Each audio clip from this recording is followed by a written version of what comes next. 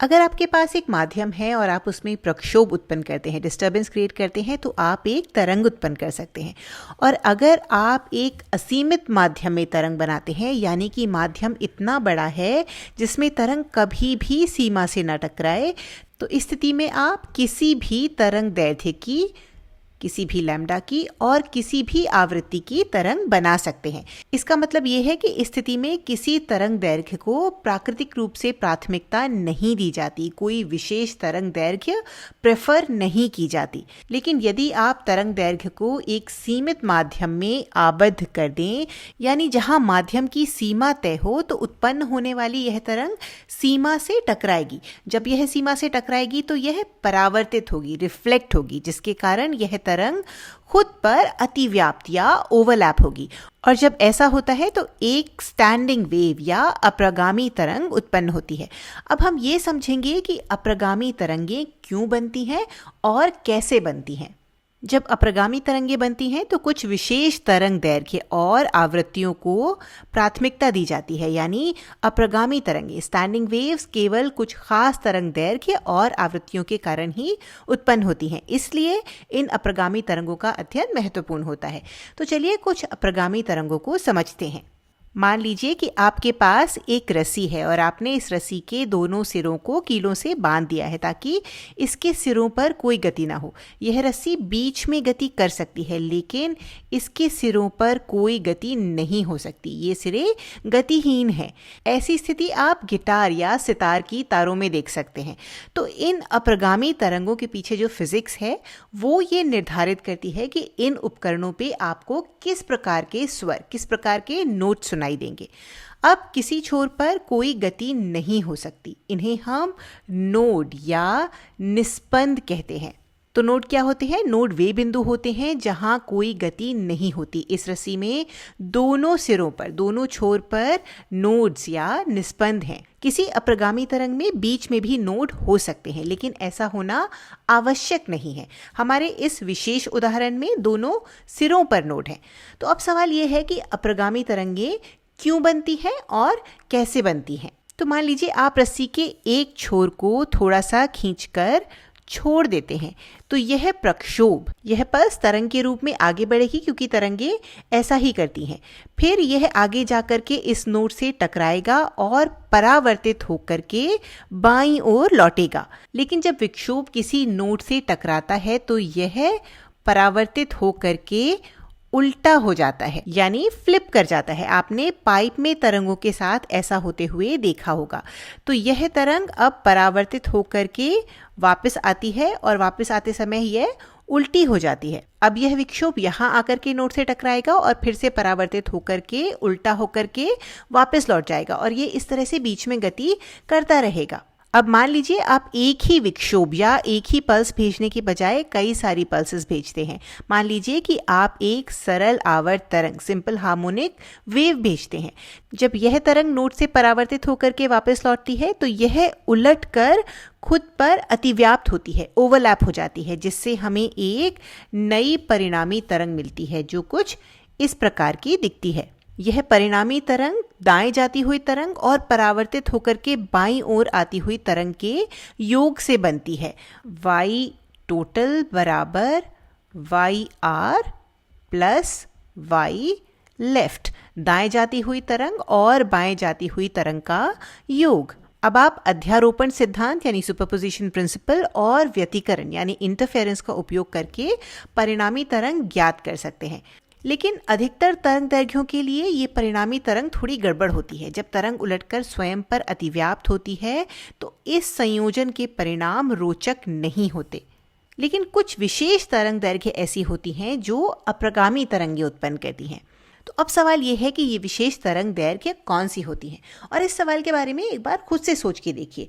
ऐसी कौन सी तरंगें हो सकती हैं जिनमें हर छोर पर नोड हो, और इन नोड्स के बीच कौन से तरंग दैर्घ्य फिट हो सकते हैं। तो हमें इन तरंग दैर्घ्यों की गणना करने के लिए मुश्किल कैलकुलेशन करने की ज़रूरत नहीं है। इसके बजाय चलिए हम इन तरंगों का चित्र बनाकर देखते हैं। तो हमें पता है कि सरल आवर्त तरंगें, सिंपल हार्मोनिक वेव्स ऐसी दिखती हैं। अब प्रश्न ये है कि हमारी अप्रगामी तरंग, स्टैंडिंग वेव कैसी दिखेगी। हमें एक नोड से शुरू करना है और अंत में भी एक नोड होना चाहिए। तो हम क्या कर सकते हैं, हम यहाँ से शुरू कर सकते हैं और यहाँ से यहाँ तक जा सकते हैं। तो यहाँ एक ये नोड है और यहाँ भी एक ये नोड है। तो ये हमारी एक पॉसिबिलिटी है और ये कुछ इस प्रकार की दिखेगी। तो ये हमारी पहली अप्रगामी तरंग है। ये सबसे बड़ी अप्रगामी तरंग है।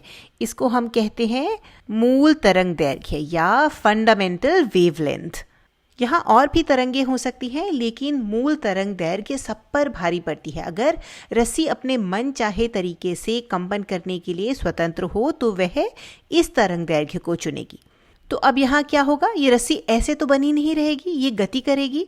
इन्हें अप्रगामी तरंग इसीलिए कहते हैं, स्टैंडिंग वेव इसीलिए कहते हैं, क्योंकि ये तरंग दाएं या बाएं गति नहीं करेगी। यह शीर्ष ऊपर या नीचे गति करेगा। तो हम यहाँ नीचे डैश्ड लाइन से तरंग का एक प्रतिबिंब जैसा बना देते हैं, जिससे हम ये समझ सकें कि ये तरंग ऊपर नीचे कंपन कर रही है। ये दाएं या बाएं गति नहीं कर रही, ये बस ऊपर और नीचे कंपन कर रही है। तो ये हुई हमारी मूल तरंग दैर्घ्य, फंडामेंटल वेवलेंथ। अब अगली संभावना क्या हो सकती है, तो हमें क्या करना है, हमें फिर से नोड से शुरू करना है और हमें नोड तक ही जाना है। तो हम यहाँ से शुरू करेंगे, फिर ये एक नोड, फिर हम यहाँ नीचे जाएंगे और फिर वापस आएंगे। तो ये हमारा फिर से एक नोड आ गया। तो ये होगी हमारी दूसरी अप्रगामी तरंग और ये कुछ इस प्रकार दिखेगी। इसे हम द्वितीय गुणावृत्ति या सेकेंड हार्मोनिक कहते हैं, जिसमें भी हर छोर पर नोड है और बीच में भी एक नोड है। अब तीसरी संभावना क्या होगी, तो ये आसान है। हम यहाँ से शुरू करेंगे, फिर हम यहाँ तक गए, उसके बाद हम यहाँ आए, फिर हम वापस जब यहाँ आ जाते हैं तो हमारा एक और नोड आ जाता है। तो अब हमारी अप्रगामी तरंग कुछ इस प्रकार दिखेगी। यह तृतीय गुणावृत्ति है, थर्ड हार्मोनिक। और इस तरह से आप अनंत तरंगे बना सकते हैं। तो आप देख सकते हैं कि हर नई गुणावृत्ति के साथ बीच में एक नोड जुड़ता जाता है। मूल तरंग दैर्घ्य में बीच में कोई नोड नहीं था, द्वितीय गुणावृत्ति में, सेकेंड हार्मोनिक में बीच में एक नोड था, और तृतीय गुणावृत्ति में, थर्ड हार्मोनिक में बीच में दो नोड हैं। तो हर नई गुणावृत्ति के साथ बीच में एक नया नोड जुड़ रहा है। तो चलिए अब ये समझते हैं कि यहाँ इन स्टैंडिंग वेव्स में, अप्रगामी तरंग में वास्तव में हो क्या रहा है। तो यहाँ इस तृतीय गुणावृत्ति में क्या हो रहा है, अगर हम इसका दर्पण प्रतिबिंब देखें तो यह कुछ इस प्रकार का दिखेगा। ये तरंग कुछ इस तरह की दिखेगी। तो यहाँ क्या हो रहा है, यह शीर्ष कुछ समय बाद नीचे आ जाता है और यह गर्द, यह कुछ समय बाद ऊपर चला जाता है और यह शीर्ष यहाँ नीचे आ जाता है। तो इस तरह यह तरंग बार बार ऊपर नीचे दोलन करती रहेंगी। लेकिन ध्यान दें कि ये बिंदु स्थिर है, यहाँ कोई गति नहीं हो रही है, ये बिंदु बिल्कुल नहीं हिलते हैं, तो इन्हें हम नोड कहते हैं। तो ये बिंदु और ये बिंदु हमारे नोड हैं। ये बिंदु इसलिए स्थिर रहते हैं कि जब ये तरंग दाएं जाती है और फिर परावर्तित होकर के बाईं तरफ लौटती है, तो इन बिंदुओं पर विनाशी व्यतिकरण यानी डिस्ट्रक्टिव इंटरफेरेंस होता है। इसी तरह जहां अधिकतम विस्थापन होता है, यानी यह बिंदु और यह बिंदु या यह बिंदु, यहाँ तरंगे इस तरह ओवरलैप करती हैं कि यहाँ संपोषी व्यतिकरण या कंस्ट्रक्टिव इंटरफेरेंस हो रहा है। तो नोड्स या निस्पंद वह बिंदु हैं जहाँ तरंगे एक दूसरे को कैंसिल कर देती हैं, रद्द करती हैं। यह यहाँ देखने से भी समझ में आ जाता है, क्योंकि यहाँ पर कोई गति नहीं हो रही। और जहाँ अधिकतम विस्थापन होता है उस बिंदु को हम एंटी नोड्स या प्रस्पंद कहते हैं। यहाँ हमारा अधिकतम विस्थापन है, ऐसे ही यह भी प्रस्पंद है। तो प्रस्पंद या एंटी नोड्स वह बिंदु हैं जहाँ पर सबसे अधिक गति होती है। अब अक्सर एग्जाम में आपसे इस तरह के सवाल पूछे जाते हैं जहां आपको गणितीय रूप से ये ज्ञात करना हो कि अगर आपको रस्सी की लंबाई दी गई है तो आप इनमें से कौन से तरंग दैर्घ्य प्राप्त कर सकते हैं। तो एक चित्र बनाकर आप इन तरंग दैर्घ्यों को समझ सकते हैं, ये तो हमने देख लिया, लेकिन आप इन्हें मैथमेटिकली कैसे ज्ञात करेंगे, चलिए ये देखते हैं। तो मान लीजिए हमें जो रस्सी दी गई है उसकी लंबाई 10 मीटर है और इस रस्सी को दोनों सिरों पर बांधा गया है। अब हमारी पहली अप्रगामी तरंग, पहली स्टैंडिंग वेव कैसी दिखेगी? तो यह कुछ ऐसी दिखेगी। अब अगर रस्सी की लंबाई 10 मीटर हो तो इस तरंग की तरंग दैर्घ्य, इसकी वेवलेंथ क्या होगी? शायद आप कहेंगे कि 10 मीटर, लेकिन नहीं, ये पूरी तरंग नहीं है। अगर आप इस तरंग पैटर्न को देखें तो यह इस तरंग दैर्घ्य का केवल आधा हिस्सा है। आप यहाँ से शुरू करके यहाँ तक जाते हैं, उसके बाद यहाँ वापस नीचे आते हैं और फिर वापस इस बिंदु पे आते हैं, तब हमें पूरी तरंग दैर्घ्य मिलती है। तो ये केवल आधा है। यहाँ हमारी पूरी तरंग कैसी दिखती? तो अगर हम इसे यहाँ आगे बढ़ा करके 10 मीटर आगे लेके जा पाते तो हमें पूरी तरंग दैर्घ्य मिलती, लेकिन यहाँ हमारे पास केवल आधी तरंग दैर्घ्य है। तो इसका मतलब है कि यदि हमारे पास यहाँ पूरी तरंग होती तो उसकी तरंग दैर्घ्य 20 मीटर्स होती। चलिए अब अपनी अगली तरंग को देखते हैं। तो इसमें यहाँ बीच में एक नोड आता है, जबकि यहाँ पहली तरंग में मूल गुणावृत्ति में कोई नोड नहीं था। अब अगर रस्सी की लंबाई 10 मीटर है तो इस बार हमारी तरंग दैर्घ्य 10 मीटर होगी। क्यों होगी? क्योंकि यहाँ हमारे पास पूरी एक तरंग दैर्घ्य फिट हो रही है, इसलिए हमारी तरंग दैर्घ्य रस्सी की लंबाई के बराबर होगी, यानी 10 मीटर होगी। अब चलिए अब तीसरी गुणावृत्ति को देखते हैं। तो तीसरी गुणावृत्ति में बीच में 2 नोड्स हैं। पहली गुणावृत्ति में कोई नोड नहीं था, दूसरी गुणावृत्ति में एक नोड था और तीसरी गुणावृत्ति में थर्ड हार्मोनिक में बीच में 2 नोड्स हैं। तो चौथी में कितने होंगे? चौथी में 3 नोड्स होंगे और यही पैटर्न आगे जारी रहेगा। अब सवाल यह है कि हमारे थर्ड हार्मोनिक की, तृतीय गुणावृत्ति की तरंग दैर्घ्य क्या होगी? अब इसे ज्ञात करना कुछ लोगों के लिए थोड़ा कठिन हो सकता है। इसे इस तरह से देखें, यहाँ से यहाँ तक हमारे पास एक तरंग दैर्घ्य है, लेकिन हमारी रस्सी इतनी लंबी है, तो यहाँ हमारी तरंग दैर्घ्य कितनी है? यहाँ हमारी तरंग दैर्घ्य पूरी लंबाई का 2/3 भाग है, यानी लैम्डा बराबर क्या होगा? लैम्डा बराबर होगा 2/3 गुणा 10 मीटर। ये हो जाएगा 20/3 मीटर। अब चौथी गुणावृत्ति पे चलते हैं। तो ये आसान है, यहाँ पर हमारी तरंग दैर्घ्य पूरी लंबाई का आधा है, तो हमारी तरंग दैर्घ्य क्या हो जाएगी? हमारी तरंग दैर्घ्य लैम्डा बराबर हो जाएगी 1/2 गुणा 10 मीटर, यानी कि 5 मीटर। अब पांचवी गुणावृत्ति की बात करें तो इसमें 5 हिस्से हैं। तीसरी गुणावृत्ति में 3 हिस्से थे, तो 2/3। अब हमारी पांचवी गुणावृत्ति में 5 हिस्से हैं, तो हमारी तरंग दैर्घ्य क्या होगी? हमारी तरंग दैर्घ्य लैम्डा हो जाएगी 2/5 गुणा 10 मीटर। ये बराबर होता है 4 मीटर के। लेकिन अगर हम आपसे 43वीं गुणावृत्ति की तरंग दैर्घ्य पूछें तो क्या आप इस तरह से करके 43 तरंगे बनाएंगे? बिल्कुल नहीं। अगर आप ध्यान दें तो यहाँ आप एक पैटर्न देख सकते हैं। आइए देखते हैं कि ये पैटर्न क्या है।